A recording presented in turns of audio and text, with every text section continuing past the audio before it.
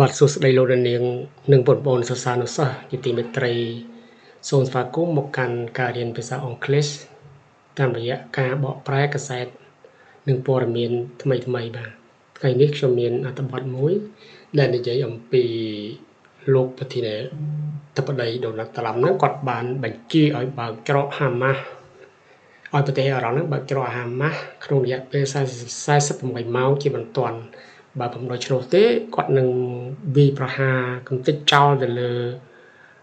រោងចក្រផលិតអាវុធរបស់អ៊ីរ៉ង់តែអ៊ីរ៉ង់ក៏បានឆ្លើយតបវិញថាបើសិនបើកំទេចអាវុធរបស់អ៊ីរ៉ង់នឹងមានការវាយបកនិងកំទេចចោលនៅហេដ្ឋារចនាសម្ព័ន្ធរបស់អាមេរិកក៏ដូចគ្នាផងដែរបាទអញ្ចឹងយើងសូមអាន Trump threatened to obliterate Iran power plants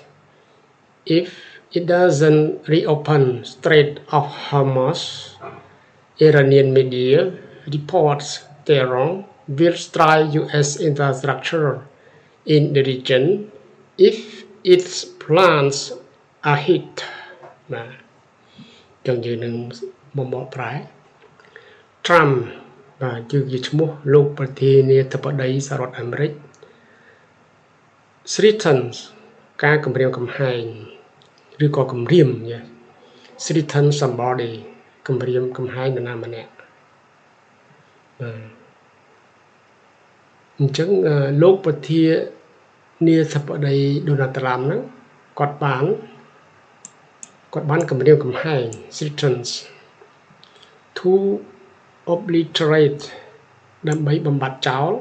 obliterate Iran's power plants plant នេះរោងចក្រធម្មពលបាទរោងចក្រផលិតធម្មពលផ្នែកអាវុធរបស់អ៊ីរ៉ង់ if it doesn't reopen ប្រសិនបើប្រទេសអ៊ីរ៉ង់មិនបានបើកឡើងវិញ reopen yes reopen class reopen English class បើកឡើងវិញ Strait of Hormuz Strait of Hormuz នេះគឺជាតំបន់ច្រកដ៏ចង្អៀតមួយ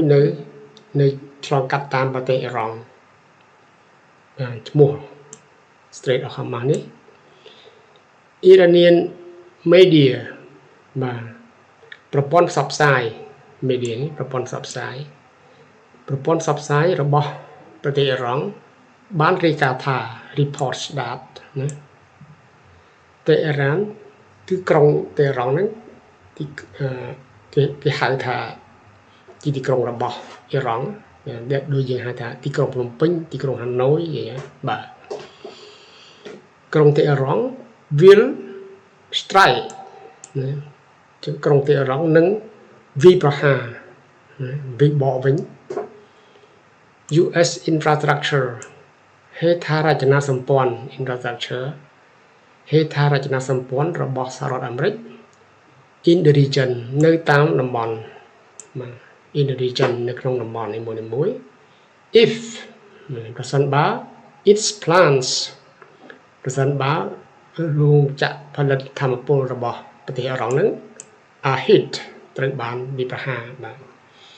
អញ្ចឹងយើងជួយការបកប្រែសម្រួលឡើងវិញគឺថាត្រាំបានគម្រាមកំទេចចោលបាទរោងចក្រធម្មពលអ៊ីរ៉ង់ប្រសិនបើមិនបើកច្រកសមុទ្រ Hormuz ឡើងវិញហើយពេលហ្នឹងប្រព័ន្ធផ្សព្វផ្សាយអ៊ីរ៉ង់ហ្នឹងក៏បានរាយការណ៍ផងដែរថាទីក្រុងតេហេរ៉ង់ហ្នឹងនឹងវាយប្រហារហេដ្ឋារចនាសម្ព័ន្ធរបស់សហរដ្ឋអាមេរិកនៅក្នុងតំបន់ហ្នឹងបាទគឺវាយបកឡើងវិញប្រសិនបើរោងចក្ររបស់ប្រទេសអ៊ីរ៉ង់ហ្នឹងត្រូវវាយប្រហារដោយសហរដ្ឋអាមេរិកអញ្ចឹងអ៊ីរ៉ង់គាត់នឹងវាយវិញដែរ